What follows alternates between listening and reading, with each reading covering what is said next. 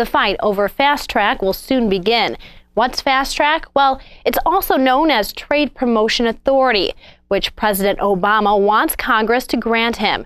That power would enable the executive branch to negotiate free trade agreements in a hurry before the people and Congress have a chance to read the fine print.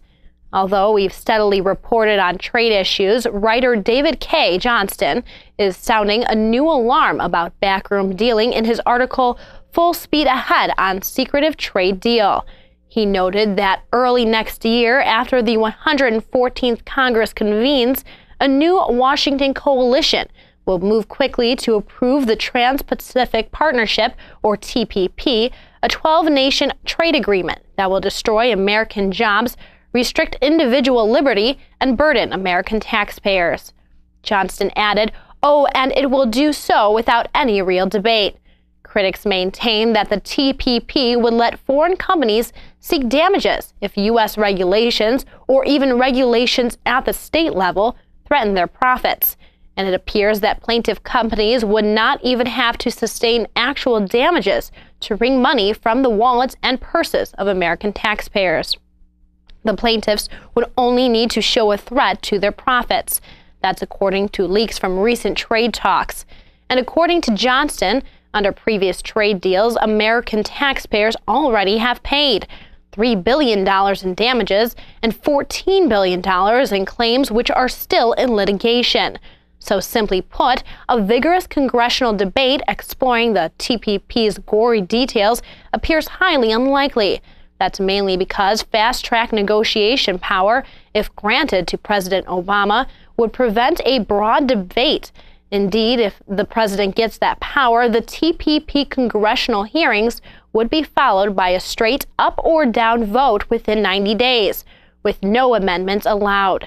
Proof that there's a massive effort to push through the TPP comes from writer Richard McCormick's story in Manufacturing and Technology News. His article is called President Obama, Wall Street Financiers, Corporate CEOs, and members of Congress meet together to plan strategy to sell and pass free trade agreements. McCormick noted that top executives from Wall Street and corporate America have been working directly with President Obama, members of his cabinet, and appointees on passing a free trade agenda.